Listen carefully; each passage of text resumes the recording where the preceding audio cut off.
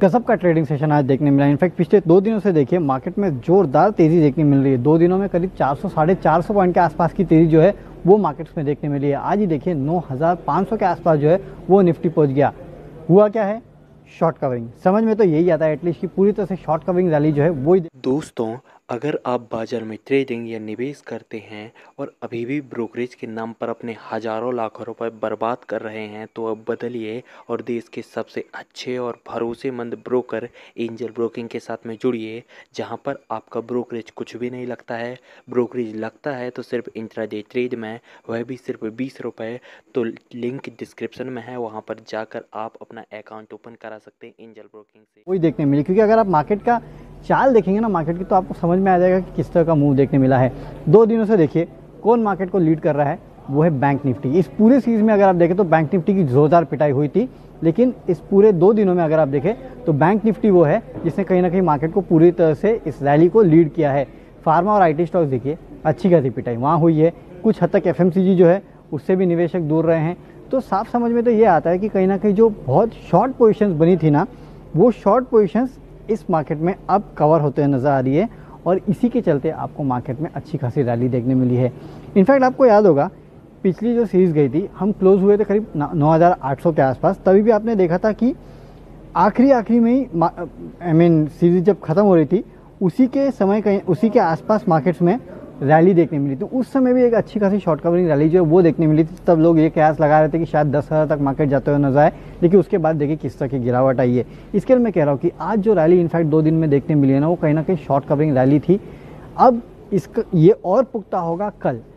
2 चीज़ें, एक तो कल फ्राइडे है ना, उसके बाद लॉकडाउन 31 को 4 खत्म होने वाला है, 5 हो सकता है शुरू हो, उसका अभी औपचारिक ऐलान आएगा।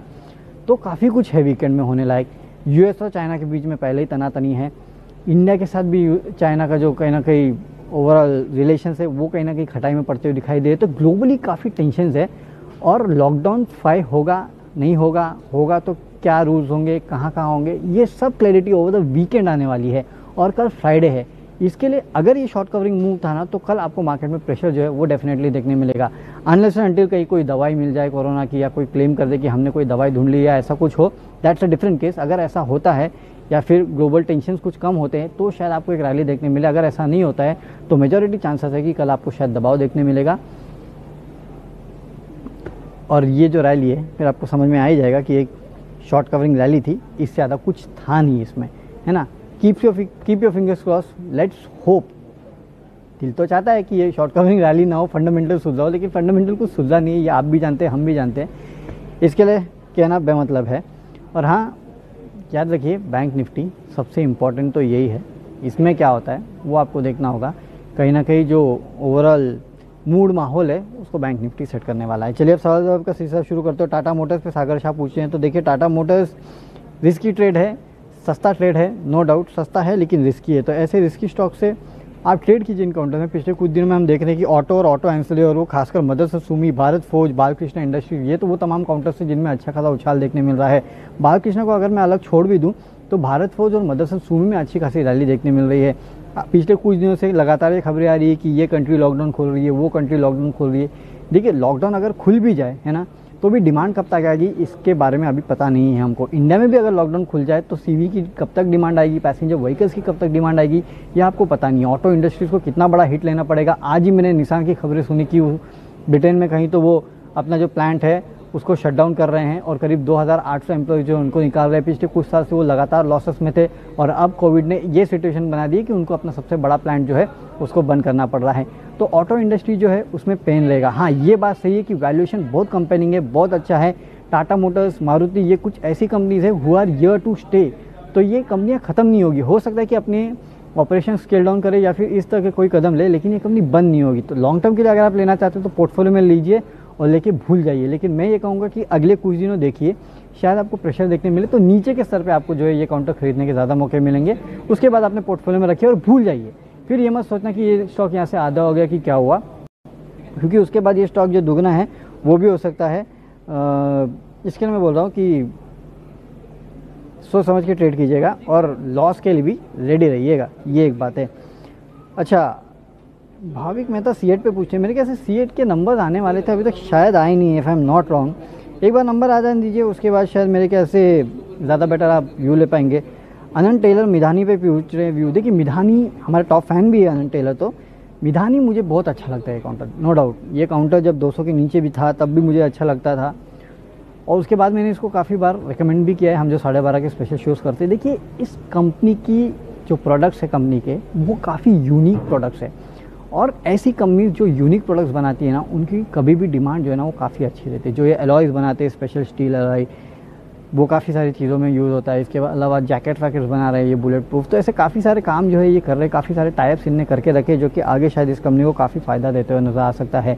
मेरे ख्याल से आपको इस कंपनी को अपने पोर्टफोलियो में रखना चाहिए।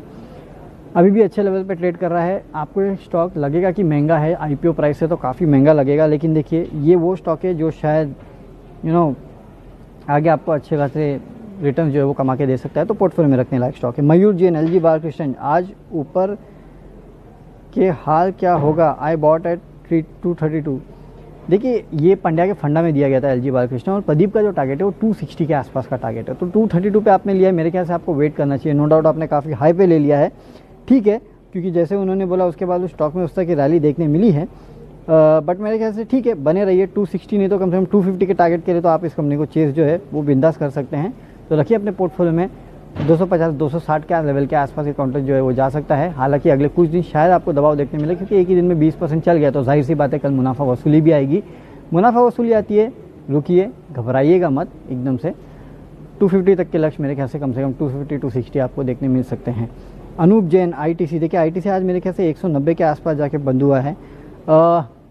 मैंने आपको हमेशा आईटीसी पे यही कहा था कि 180-200 ये वो लेवल है, 200 के ऊपर जाएगा तो आपको शायद फ्रेश शुरुआत जो है एक रैली की आपको इस काउंटर में देखने मिल सकती है। हालांकि उस लेवल को ये पार नहीं कर रहा है। 180 के नीचे जाएगा तो आपको फिर से फ्रेश बिकवाली जो है वो देखने मिल सकती है इस काउंटर को, जो इस काउंटर को 165-150 तक लेके जाने की भी दमखम रखता है। लेकिन इस काउंटर में अब जो है काफ़ी अंडर ओनरशिप है। प्रॉब्लम क्या है, पिछले कुछ दिनों में अगर 2-3 दिन छोड़ दे आप, उसके पहले इस काउंटर में अच्छी खासी रैली देखने मिली, तो कहीं ना कहीं लोग क्योंकि बाकी चीज़ों में अब मुनाफा वसूली शॉर्ट कवरिंग जो है वो कर रहे हैं, और आईटीसी जैसे काउंटर जो है उसमें पिछले कुछ दिनों में खरीदारी में देखने मिली, तो जाहिर सी बात है अब उनमें प्रॉफिट बुकिंग देखने मिली है। मुझे ऐसा लगता है कुछ ऐसे जो स्ट्रॉन्ग कंपनीज थी जैसे कि आईटीसी है, जिसमें पिछले कुछ दिनों में एक्शन देखने मिला था, हो सकता है इन कंपनीज में कल से एक्शन देखने आपको फिर से मिलेगा। इसके लिए आईटीसी पे नज़र रखिए। जैसे ही ये कल 200 का लेवल अगर क्रॉस कर देता है और उसके ऊपर सस्टेन करता है और बंद होता है ना, तो आपको इसको कंपनी को फिर से एक फ्रेश खरीदारी के तौर पर लेना चाहिए, और उसके बाद आपको इस काउंटर को 240 के रखना चाहिए। लेकिन हाँ, रुकिए इस काउंटर के लिए, कल देखिए किस तरह का मुंह देखने मिलता है। अगर नीचे के और जाता है और 180 को तोड़ देता है तो प्रॉब्लम होती है। ऊपर की तरफ अगर 200 के पार निकल जाता है तो आपके शायद फ्रेश खरीदारी जो है इस काउंटर में करना चाहिए। एनसीसी लिया है 10 साल, ऊपर जाएगा कब तक होल्ड करूँ? देखिए आज 10 ऊपर गया। देखिए किसने पूछा है ये, डिम्पी बिस्ट। देखिए डिम्पी जी, एनसीसी अब एक ट्रेडिंग बेट बन गया है। पहले मुझे ये काउंटर काफ़ी अच्छी लगती थी। इनफैक्ट जो इंफ्रा स्पेस में, जिस स्पेस में ये कंपनी काम करती है, उस स्पेस में one of the best company मुझे लगती थी। लेकिन पिछले कुछ दिनों में जिस तरह से पिटाई हुई है इस काउंटर की, ये एक बड़ा प्रॉब्लम है। नो डाउट इस कंपनी का आंध्रा में अच्छा खासा एक्सपोजर था, उसको लेके बीच में इश्यूज़ हुए। उसके बाद ये कंपनी जो ये कोविड है या फिर जो इकोनॉमिक डाउनटर्न है उसमें फंस गई। कंपनी अभी भी अच्छी लगती है, लेकिन रिवाइवल कब तक आएगा ना, ये कहना इस काउंटर में काफ़ी मुश्किल है। इनफैक्ट पूरे इंफ्रा स्पेस में, हालांकि सरकार को अगर जॉब्स क्रिएट करने हैं तो रियल एस्टेट और इंफ्रा 2 ही स्पेस है जहाँ सबसे ज़्यादा जॉब क्रिएट कर सकते हैं। तो ये स्पेस जो है वो ठीक है, लेकिन इस स्पेस में कब तक रिवाइवल आएगा ये। दोस्तों, अगर आप बाजार में ट्रेडिंग या निवेश करते हैं और अभी भी ब्रोकरेज के नाम पर अपने हजारों लाखों रुपए बर्बाद कर रहे हैं, तो अब बदलिए और देश के सबसे अच्छे और भरोसेमंद ब्रोकर एंजल ब्रोकिंग के साथ में जुड़िए, जहां पर आपका ब्रोकरेज कुछ भी नहीं लगता है। ब्रोकरेज लगता है तो सिर्फ इंट्राडे ट्रेड में, वह भी सिर्फ 20 रुपये। तो लिंक डिस्क्रिप्शन में है, वहां पर जाकर आप अपना अकाउंट ओपन करा सकते हैं एंजल ब्रोकिंग से। ये मुझे नहीं पता प्रोजेक्ट्स कब तक शुरू होंगे, एम्प्लॉयज़ को इसके बाद कितने बड़े इशू होगा, क्योंकि आपको पता है माइग्रेंट वर्कर किस हिसाब से छोड़ के गए, तो इन कंपनीज़ को कितनी दिक्कत होने वाली है उसकी वजह से। और चलिए ठीक है, इन कंपनीज़ को समझिए आप, थोड़ा बहुत मॉनिटरिंग मिल गया बैंक से तरफ से कि हाँ भाई 6 महीना पैसा मत भरो, उसके बाद तो पैसा भरना है, लेकिन उसके लिए रेवेन्यूज़ तो जनरेट करने पड़ेगी। तो उस रेवेन्यू जनरेट करने के लिए इन कंपनीज़ को थोड़ी दिक्कत हो सकती है। शॉर्ट टर्म के लिए आप इस कंपनी को ट्रेड कीजिए, नीचे 2 रुपये का स्टॉप लॉस, ऊपर 5-6 रुपये के आसपास के टारगेट के लिए आप ट्रेड कर सकते हैं। लॉन्ग टर्म फिलहाल मेरे ख्याल से आप इसको इस काउंटर में ना बैट नहीं लेना चाहिए, वो ज़्यादा बेटर होगा।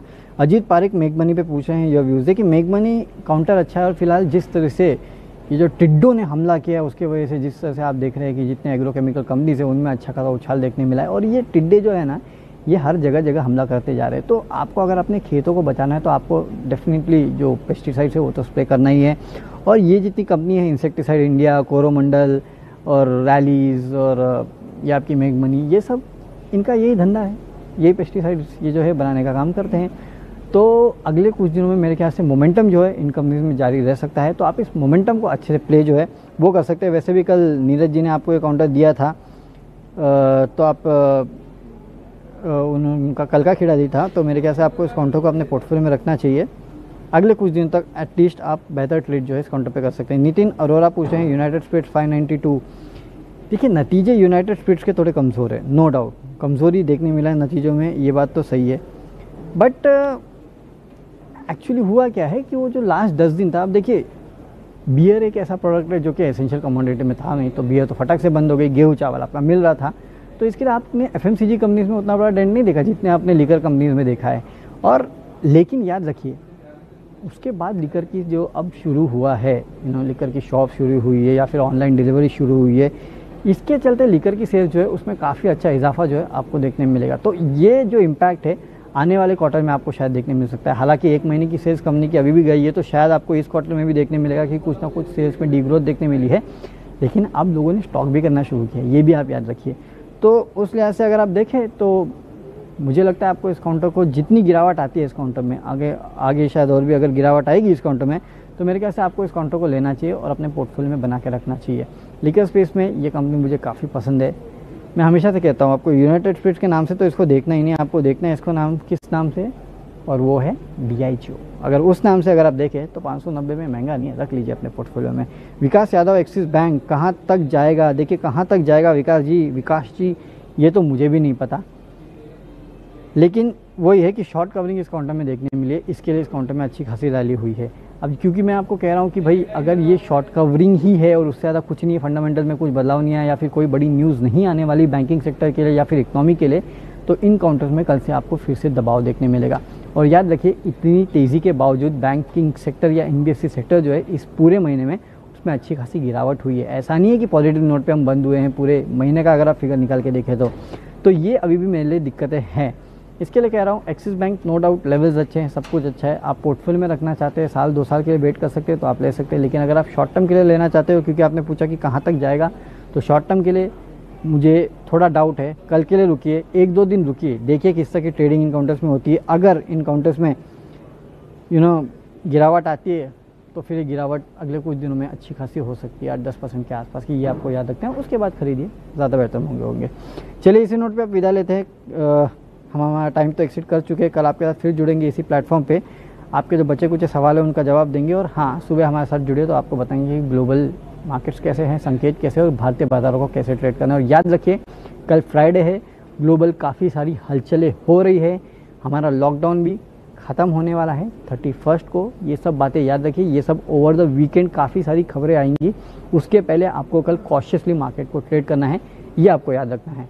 चलिए अब विदा लेते हैं, कल आपके साथ इसी प्लेटफॉर्म पे जुड़ेंगे। तब तक के लिए सी यू, गुड बाय।